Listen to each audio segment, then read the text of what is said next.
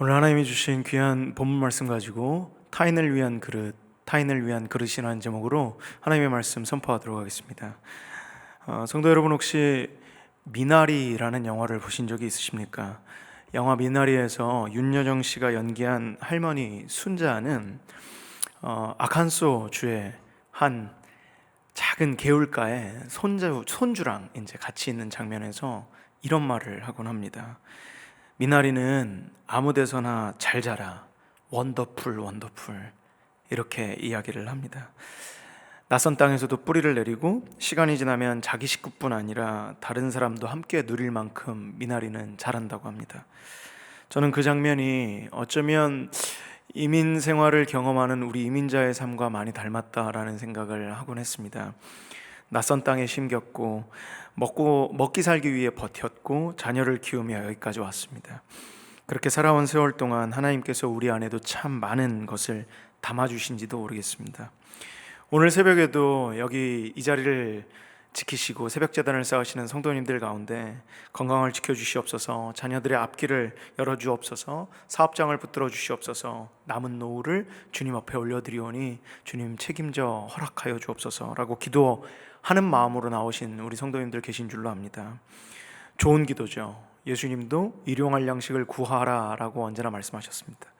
하나님은 우리의 현실적인 필요를 무시하시는 분이 아니십니다. 그런데 오늘 저희가 읽은 이 열왕기사 3장 10절에서 15절 말씀은 우리를 한 걸음 더 깊이 들어가게 합니다. 바로 네가 무엇을 구하느냐, 그리고 그것을 누구를 위하여 구하느냐, 이 질문까지 우리를 더욱더 들어가게 합니다. 이것은 인생의 후반부에만 필요한 질문이 아니라고 생각이 듭니다. 인생의 전반전을 뛰는 사람에게도 똑같이 중요하다고 생각이 듭니다. 왜냐하면 무엇을 하느냐만큼 중요한 것이 왜 그것을 하느냐이기 때문입니다. Starts with Why라고 하는 책이 있습니다. 사이먼 시넥이라고 굉장히 유명한 리더십 작가가 쓴 책인데요. 이 사이먼 시넥도 사람과 조직을 움직이는 힘은 단순히 무엇을 하는가보다 왜 그것을 하는가에서 시작된다고 이야기를 합니다. 신앙도 그렇죠. 왜 그렇게 건강을 구하고, 왜 자녀가 성공하기를 원하고, 왜 사업이 잘 되길 원하는지, 그 소원이 잘못됐다는 이야기가 아니라 오늘 말씀은 그 소원 아래에 숨어있는 왜까지 하나님 앞에 가져오라고 우리에게 이야기를 합니다. 솔로몬은 단순히 무엇을 받을까를 고민하지 않았습니다. 오늘 본문에서 보면 왕으로서 왜 그것이 필요한지를 알았습니다. 하나님께서 맡기신 백성을 섬기기 위해서 지혜가 필요했습니다. 분별력이 필요했습니다. 하나님이 이 은혜와 이 능력을 주셔야 되는 이유는 자기 자신의 이익과 자기 자신의 유익이 아니라 타인을 위해, 백성을 위해, 나보다 누군가를 위해 그것을 구했다는 것입니다. 그래서 본문을 자세히 보면 솔로몬이 먼저 오늘 하나님께 무엇인가를 사실 구한 것 같지만 자세히 보면 하나님께서 먼저 찾아오셔서 말씀을 하시죠. 내가 너에게 무엇을 줄고 너는 구하라 라고 말씀을 하신단 말입니다. 기도보다 하나님의 찾아오심이 먼저였습니다. 솔로몬의 열심보다 하나님의 은혜가 먼저였습니다. 오늘 우리가 하나님을 찾아온 것만 같습니다. 오늘 우리 모두가 이 자리에 앉아 있는 것만으로도 하나님을 찾아온 것만 같지만 더 깊이 보면 하나님께서 먼저 우리를 부르시고 물으시는 자리가 이 새벽 제단인 줄로 믿습니다. 너는 무엇을 원하느냐? 내가 너에게 무엇을 해줄고? 이것이 하나님의 첫 번째 부르심이라는 것입니다. 솔로몬은 9절에서 대답을 합니다. 듣는 마음을 종에게 주사 주의 백성을 재판하여 선악을 분별하게 하여 주옵소서. 히브리어로 이 듣는 마음, 레브시오메아는 저를 똑똑하게 만들어 주시옵소서, 그리고 저에게 어떤 능력과 부귀영화를 주시옵소서가 아니라 솔로몬이 정말 구한 것은 듣는 마음인데 들으려면 상대방이 있어야 합니다. 듣는 것은 혼자 들을 수 없습니다. 혼자 자신의 소리를 듣는 것, 솔로몬은 이것을 구한 것이 아니라 타인의 소리를 듣고 타인의 마음을 들을 수 있는 마음을 달라고 하나님께 기도를 한 것이었습니다. 하나님의 뜻을 듣게 하시고 제게 맡겨진 사람들의 사정을 들으며 무엇이 옳은지 무엇이 아닌지를 분별하게 하여 주옵소서. 그래서 10절은 솔로몬이 이것을 구하매 그 말씀이 주의 마음에 든지라 라고 이야기를 합니다. 솔로몬이라는 사람 전체가 완벽해서 하나님이 기뻐하시는 것이 아니었습니다. 이 기도의 방향이 하나님 보시기에 좋았던 것입니다. 나를 위한 기도, 나의 이익에 머문 기도가 아니라 타인을 위한 기도, 하나님이 맡기신 사명을 이루기 위한 기도, 이 방향이 하나님 마음에 오늘 들었던 것입니다. 그래서 11절에 하나님은 네가 자기를 위하여 장수하기를 구하지 아니하며 부도 구하지 아니하며 이렇게 말씀을 하십니다. 그러니까 장수를 구하고 부를 구한 것, 이건 사실 나쁜 것이 아닙니다. 장수도 부도 나쁜 것 아니죠. 여기 있는 새벽재단에 나온 모든 성도님들에게도 이 기도가 저는 이루어지는 축복이 있기를 간절히 원합니다. 그러나 그것이 나쁜 것이 아니라 이 본문의 핵심은 단순히 그냥 물질이냐 아니면 지혜냐가 아니라 방향이 중요하다는 것을 우리에게 알려주고 있습니다. 우리의 신앙생활, 내가 예수 그리스도를 구주로 고백한 후에 나의 삶의 방향, 동기, 나의 살아가야 되는 왜라는 이유가 정말 그리스도를 위한 삶이냐 아니면 나를 위한 삶이냐, 타인을 위한 삶이냐, 하나님께서 맡겨주신 양을 위한 삶이냐, 아니면 나의 이익과 나의 유익을 위한 삶이냐, 이것을 하나님께서 물어보신다는 것입니다. 솔로몬은 어떻게 하면 제가 더 안전해질까요? 라고 기도하기보다 하나님께서 내게 맡기신 사람을 어떻게 섬길까를 먼저 물었었습니다. 그래서 오늘 제목이 타인을 위한 그릇이었습니다. 성도님들의 가정에도 그릇이 많지 않습니까? 제가 결혼을 하다 보니까 놀란 게 뭐냐면 자매님들이 그릇에 그렇게 관심이 많은지 제가 처음 알았었습니다. 그런데 그 그릇 가운데에 일상 밥 먹을 때는 쓰지 않는 그릇들이 있더라고요. 그냥 너무 보기 이뻐서 너무 아름다워서 아껴두는 그릇이 있는 겁니다.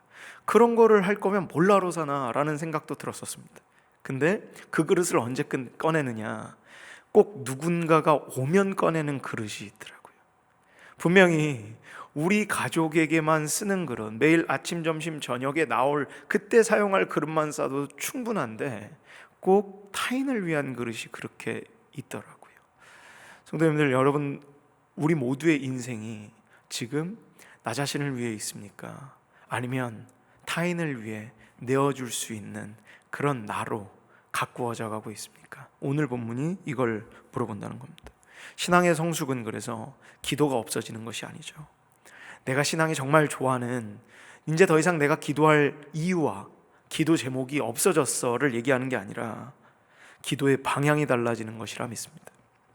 건강하게 해주십시오. 이 건강으로 근데 누구를 섬길까요가 신앙의 방향이요 성숙한 기도자의 방향이라 생각됩니다. 자녀 잘되게 해주십시오 해서 내가 원하는 사람이 아니라 주님이 원하는 사람이 되게 해주십시오. 이것이 신앙이 성숙한 자의 기도의 방향이고요. 그렇게 해서 내가 원하는 사람이 아니라 주님이 원하시는 사람이 되게 해주십시오. 이게 하나님께서 우리에게 원하시는 방향이라는 것입니다. 결국 그래서 우리가 오늘 기도할 제목은 하나님, 제게 주신 것을 무엇을 위해 사용해야 합니까? 내게 주신 것, 내게 맡기신 것을 위해서 하나님, 내가 이 능력이 필요합니다. 이 지혜가 필요합니다. 라는 이 기도가 우리에게 필요하다는 것입니다. 그런데 나이가 들수록, 삶을 살아갈수록, 경험을 하면 할수록 듣는 것이 오히려 어려워질 때가 있습니다. 경험이 많기 때문에, 삶을 살아왔기 때문에, 이미 해왔기 때문에 내가 살아봐서 알아, 그 말은 끝까지 안 들어도 알아, 요즘 세대와 이 세대와 저 세대의 차이가 너무나도 간격이 넓어. 그런데 왕이 된 솔로몬은 오늘 하나님 앞에서 이렇게 고백을 한 거와 다름이 없다 생각하는 게 무엇이냐? 솔로몬, 왕인 솔로몬이 구한 것, 하나님 저는 모릅니다. 듣는 마음을 허락하여 주옵소서. 하나님 저는 모릅니다. 인생을 살았고 한 나라의 왕입니다. 근데 하나님 앞에서 아는 것이 아무것도 없습니다. 하나님의 지혜 앞에서 내가 자랑할 지혜가 없습니다. 하나님이 원하시는 그 지혜 허락하여 주옵소서. 오래 산 것이 지혜는 아니라 생각됩니다. 무언가를 오래 했다고 해서, 내가 오래 살았다고 해서 지혜가, 그 지혜 자체가 될 수는 없다고 생각합니다. 오래 살았어도 여전히 하나님께 들을 것이 있다고 믿는 사람이 지혜로운 사람인 줄로 믿습니다. 자녀가 힘들다고 전화했습니다. 우리가 몇 마디 듣고 내가 옛날부터 말해왔잖아, 그러니까 그러면 안 된다 그랬잖아 라고 얘기를 했다면 어쩌면 그 자녀는 답이 아니라 자기 이야기를 끝까지 들어줄 부모가 필요했는지도 모르겠는데, 그렇게 대화를 끊어버리면 더 이상 우리는 대화도 이루어지지 않고 누군가에게 아무리 좋은 말이라 할지언정, 아무리 내 인생에 좋은 교훈이라 할지언정 다가가지 않는, 뿌리 내리지 못하는 말이 그냥 땅에 떨어져 박혀버리는 상황을 맞이할지도 모르겠습니다. 그러나 성경에 듣는 마음은 사람의 말을 잘 들어주는 데서 끝나지 않습니다. 하나님을 먼저 들어야 된다는 것입니다. 그래서 14절에서 하나님께서 말씀하십니다. 내 길로 행하며 내 법도와 명령을 지키면 이라고 말씀을 하신다는 겁니다. 하나님께서 먼저 지혜를 주셨습니다. 그리고 말씀하십니다. 이제 내 길을 걸어라. 성도님들, 순서를 놓치면 안 됩니다. 행해야 은혜를 받는 것이 아니라 먼저 받았기 때문에 이 길을 걷는 것입니다. 그러나 은혜를 받았다고 순종이 필요 없는 것도 아니고, 은혜가 우리를 하나님의 길로, 하나님께 순종할 수 있는 길로 우리를 부르는 줄로 믿습니다. 근데 여기서 솔로몬의 이야기가 불편해지는 지점이 한 가지가 있다면, 하나님께서 솔로몬에게 놀라운 지혜를 주셨고 구하지 않는 부와 영광도 주셨습니다. 근데 열왕기상 11장으로 가면 그토록 지혜롭던 솔로몬의 마음에 하나님에게서 돌아서는 장면이 나오게 됩니다. 제가 왜 이 말씀을 드리느냐, 우리가 보통 이 본문을 보면 그래, 하나님을 위해서 지혜를 구하고 하나님 앞에서 방향이 옳은 기도를 구하면 내가 평생 실수 안 하고 하나님 앞에서 옳은 사람으로 칭찬받으며 살아가겠지, 그러면 내가 구하지 않은 것들도 주신 하나님을 만나겠지, 장수도 구하지 않고 부도 구하지 않고 명예도 구하지 않았던 그 솔로몬처럼 그렇게 기도하면 하나님이 내가 구하지 않은 모든 것들, 내가 정말 가슴 깊숙이 원했던 그 축복들 이루어 주시겠지라는 마음이 들 수 있습니다. 근데 열왕기상 11장 가면 솔로몬, 이 지혜로운 왕이라고 불렸던 솔로몬의 마음이 돌아서는 장면이 나옵니다. 솔로몬이 지혜가 없어서 무너진 것이 아닙니다.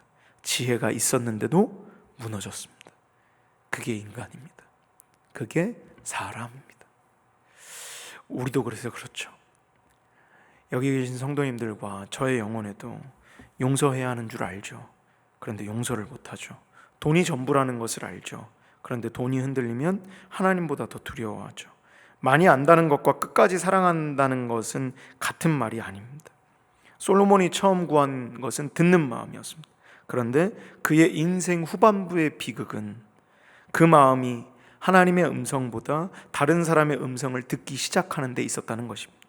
그러므로 우리가 인생을 살아갈수록, 매일매일의 삶의 세월이 흘러갈수록 우리가 두려워해야 할 것은 육신의 귀가 어두워지는 것보다 마음의 귀가 닫히는 것, 하나님이 무슨 말씀을 하시고 나의 지금 일생에 내가 정말 구해야 할 영원한 것들, 내가 정말 구해야 될 십자가의 복음을 향한 그 갈망이 닫혀지는 것, 이것이 두려워져야 됩니다. 그러므로 저는 오늘 이 말씀을 보면서 결론이 우리도 솔로몬처럼 지혜롭게 삽시다 일 수 없다는 생각이 들었습니다. 솔로몬도 실패했습니다. 우리에게 필요한 것은 솔로몬보다 더 지혜로운 내가 아니라 솔로몬보다 크신 왕 예수 그리스도인 줄로 믿습니다. 예수님께서는 마태복음 12장을 가보시면 솔로몬보다 더 큰 이가 여기 있느니라 라고 말씀하셨습니다.